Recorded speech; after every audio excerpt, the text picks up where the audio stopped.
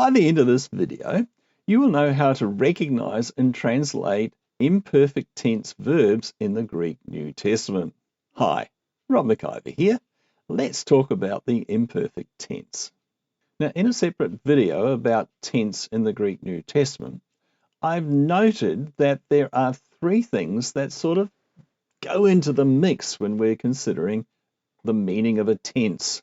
And these are aspect, type of action or actionsart, and time considerations, well, at least for verbs in the indicative and participial moods. So here is the imperfect tense. It is imperfective in aspect, it is continuous or inceptive in its actionsart, and it has to do with past time.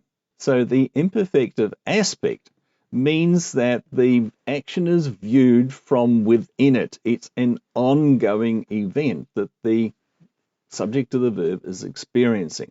Its actionsart is either continuous, so you're in the middle of something and it's a continuous action, or it's some form of continuous like iterative, so it happens and then it happens and then it happens, etc. And finally, the imperfect tense almost always refers to action that happened in the past. Putting all this together and looking at how it's used in the New Testament, there are two typical translations of the verb eleuon or other verbs in the imperfect tense. If it's eleuon, that means either I was loosing, something happening continuously, or I began to lose, something that began. It's the so-called inceptive use, the inception of an action or the beginning of an action. Here's the paradigm of the imperfect indicative active of luo.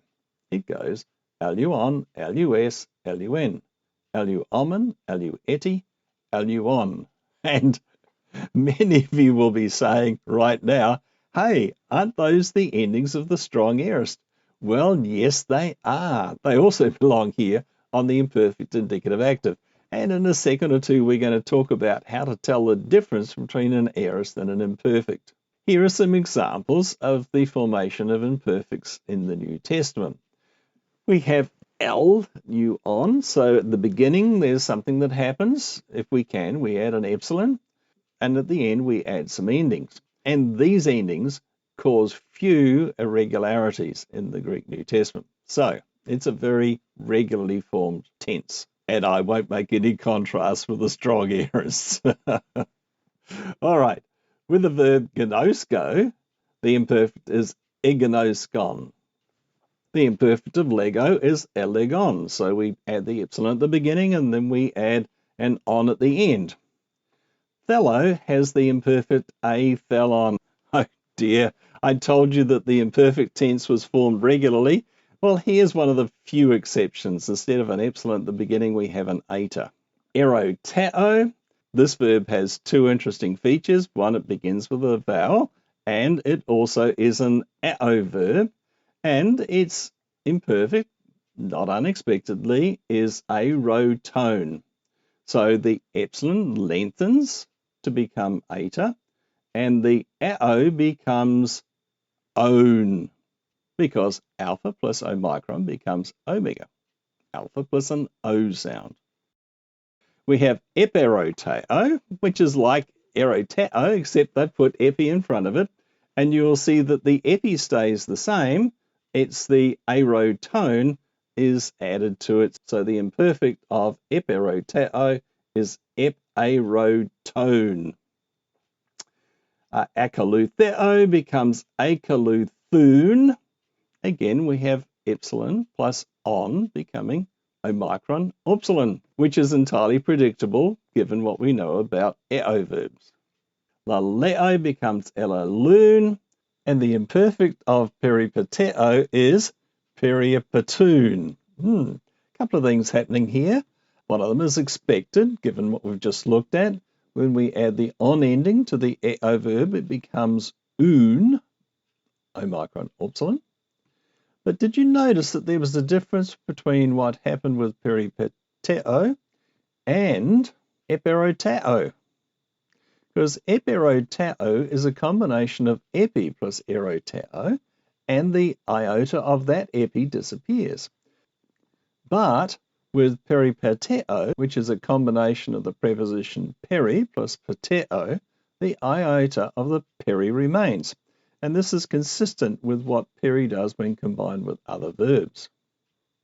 So we have peripateo becomes periepatun. And the imperfect of poieo is epoiun.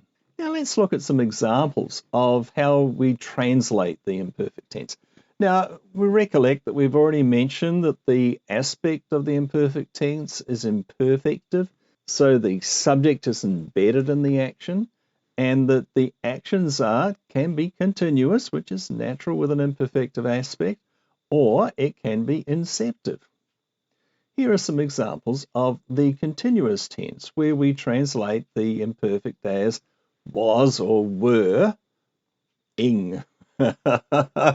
In other words, we're translating it using the auxiliary verb is in its past tense and a present participle.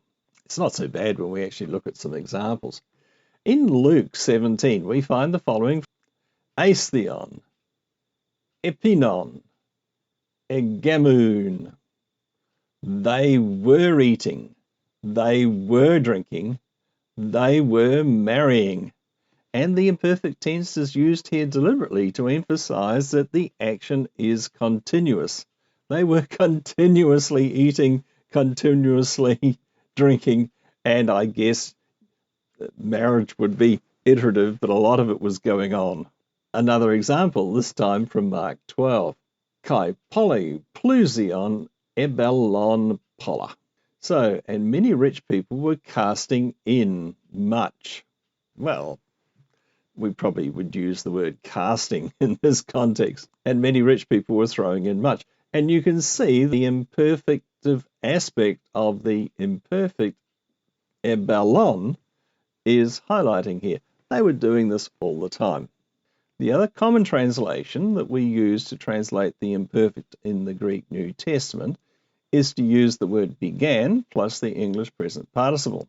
This is the so-called inceptive or ingressive use, and it, well, begin sums it up. Something begins to happen. So the first example we have here is taken from Matthew chapter 5. We'll just concentrate on the last few words, but I provided the context so you can see how the narrative is developing. When he saw the crowd, he went up into the mountain, and after he sat down, his disciples came to him, kai enoixen to stoma ortu ididasken, or tois legon, and opening his mouth, he began to teach them, saying. And you can see that Jesus is beginning to do something. So the imperfect tense on ididasken is the appropriate tense. Yes, and in Matthew 25, the bridegroom was delayed. Chronozontes de tun nymphio, when the bridegroom was delayed. Enigstasen passen kai ekathudon. They all grew tired and began to sleep. Once again, the imperfect tense is used to show the starting of an action, the inception of an action. The imperfect tense is also found in the middle and passive voices. And we've been using decami as our pattern word, and here is the imperfect middle and passive of decami. Edecomain, edecu, edeceto, edecomesa, edecesta, edeconta. And there's two translations for each of those because, well, we know already that the middle and passive use the same forms. Edecomain in the middle would mean I was taking or I began taking. In its passive, it was I was being taken, I began to be taken, and so on. Now here is the imperfect tense of eīmī. It is used 463 times in the Greek New Testament, although you'll notice that only two of them are found very frequently at all. That is ein, third person singular, and eisan, third person plural. The whole paradigm goes amen, eis, ein, amen, eita, eisan. And you will see that the second person singular and the first person plural have a couple of different forms. It's worth noting that eīmī is not found in the aorist or perfect tenses. It is found in the future tense and a couple of times in the pluperfect, believe it or not. Both the imperfect and aorist tense refer to past events, so it's natural to compare them. One thing that I will point out, though, is that there are 11,826 verbs in the New Testament found in the aorist tense, while 1,691 of them are found in the imperfect tense, of which 465 are the imperfect tense of eīmī. So the imperfect tense is used much less frequently than the aorist tense. The aorist tense, you might say, could be considered to be the default past tense. But when an imperfect tense is used, the writer has done so deliberately and may be emphasizing its aspect or its actionsart. So an aspect, the imperfect tense is, quite appropriately, imperfective in aspect. And the aorist tense is perfective. In terms of actionsart or type of action, the imperfect tense indicates continuous action or the beginning of an action, an inceptive actionsart, and both the imperfect and the aorist refer to past events. Another thing that I should perhaps note while we're here is the imperfect tense is only found in the indicative mood.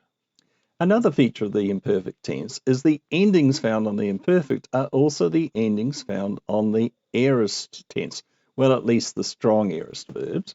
So I have some examples here just so that you can see that it's not that difficult to distinguish between an imperfect tense and an aorist tense.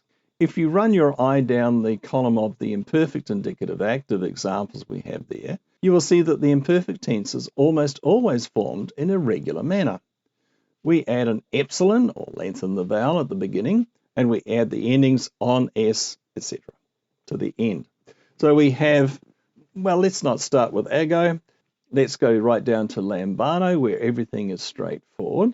So the imperfect of lambano is elambanon. Its aorist is el-labon. And you can see that even though the ending on is the same, in the imperfect, the present stem is used, and in the aorist, an aorist stem is used. The verb has changed.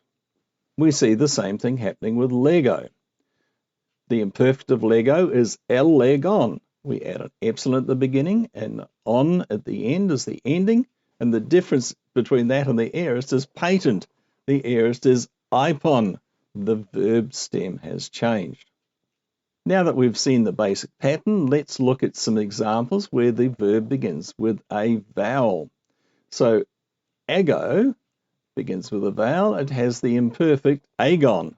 It has the aorist agagon. And again, you can see there is a difference between the imperfect and the aorist. The verb stem has changed with the aorist. It uses the aorist verb stem. And with bellow, it's slightly more subtle. We have the imperfect erballon and the aorist erballon. 2 lambdas goes to 1. We can see it when it's written. It must have been challenging sometimes to hear it. Estheo becomes aestheon, and it becomes ephagon in the aorist. So the difference between aestheon and ephagon is again patent. The aorist tense has changed the verb stem. Echo, icon to esgon. And the last 2 examples that I have here, pino has the imperfect indicative active, epinon. It has the aorist epion. And pipto has the imperfect epipton and the aorist epesa. How do we know the form that these verbs took in their aorist tenses? Well, we learnt them. They are irregular verbs. They must be memorized. Well, now that we've been introduced to the imperfect tense, let's think of ways to make learning the imperfect tense easier. And the news is relatively good, especially when you compare the aorist tense. We had strong aorists and weak aorists and other verbs that formed quite irregular aorists. Almost all of the verbs form their imperfect regularly. They had an epsilon at the beginning and then the imperfect endings at the end. So, to make it easier is more straightforward. We just need to know the basic paradigm of luo, decami, and eīmī, and as usual, practice. And if you're looking for a good place to find exercises that will give you practice, might I recommend the exercises in Chapter 32 of my book, Beginning New Testament Greek Made Easier. This video is part of a series of videos that deals with various aspects of Greek grammar and syntax. You can most easily find these videos by subscribing to me on my YouTube channel at NT Greek Made Easier, or on x.com by following me at Rob McIver 2024. And hey, if you found this video useful, why not let me know by either clicking the like or the heart icons below? Thank you.